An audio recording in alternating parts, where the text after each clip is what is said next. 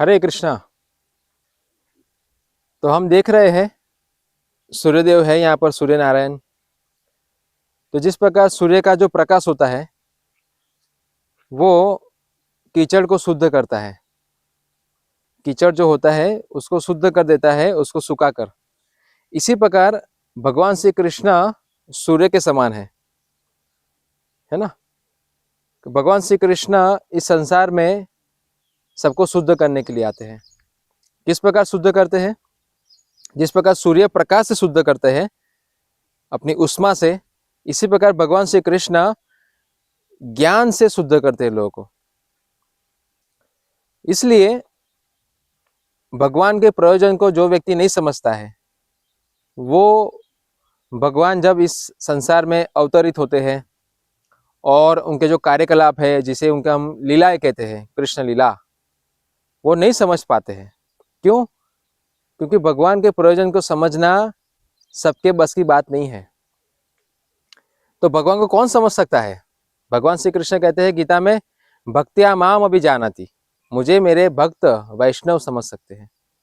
इसलिए समाज के अंदर हम देखते हैं भगवान श्री कृष्ण के बारे में बहुत सारे लोगों ने टीका टिप्पणी की है, बहुत सारे लोगों ने भगवद गीता लिखी है। मगर क्या सभी भगवद गीता, सभी टीका टिप्पणी सत्य है, प्रामाणिक है? इसका क्या प्रमाण है? तो इसका प्रमाण शास्त्रों में है कि किसका भगवद गीता पे लिखा हुआ भाष्य, टीका सत्य है ना। तो वो हम समझ सकते हैं कि कौन भगवान श्री कृष्ण को बिना संशय के समझ रहा है, प्रेम से समझ रहा है ना, सिद्धांत से समझ रहे हैं, तत्व से समझ रहे हैं। वो लोग अधिकारी है भगवद गीता या कोई भी चीज पे टीका लिखने के लिए। अन्यथा जो लोग भगवान को समझते ही नहीं है, जिनको भगवान में संशय है, विरोधाभास है भगवान श्री कृष्ण को लेकर, वैसे लोग अगर टीका टिप्पणी करेंगे तो उसके अंदर ईर्ष्या रहती है। ईर्ष्या, भगवान के प्रति ईर्ष्या है। भगवान की वाणी को यथारूप लोग नहीं ले रहे हैं। ऐसे लोगों का सुनने से हमारा अकल्याण होगा, सत्यानाश होगा। तो इसलिए भगवान श्री कृष्ण स्वयं शास्त्र में कह रहे हैं कि मुझे मेरे भक्त जानते हैं।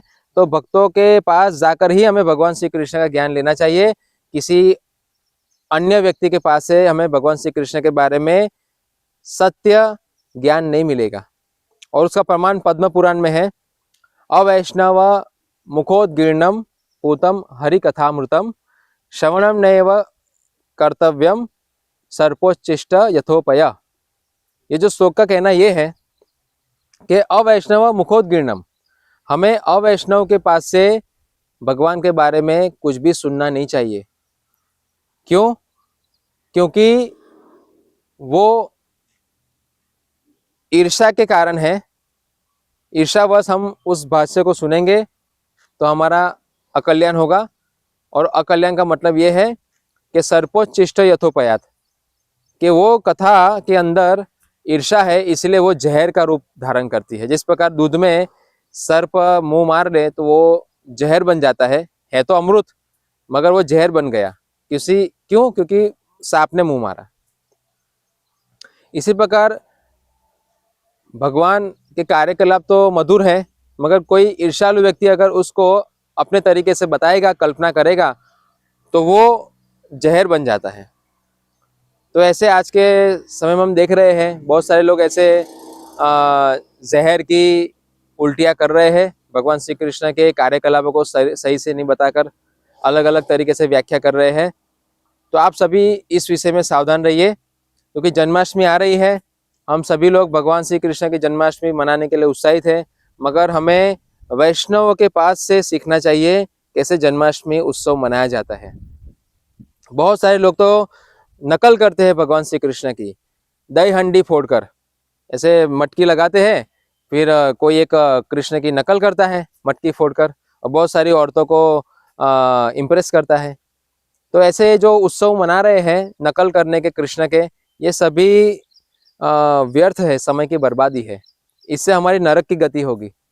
इसलिए हमें कैसे उत्सव मनाना चाहिए वो हमें वैष्णव के पास से समझना चाहिए, और शिला प्रभुपाद जी जो इस्कॉन के संस्थापक आचार्य है, शिला प्रभुपाद जी ने बहुत ही सुव्यवस्थित तरीके से भगवान के उत्सव कैसे मनाने चाहिए उसकी बहुत ही उत्तम शिक्षाएं दी है। हरे कृष्णा।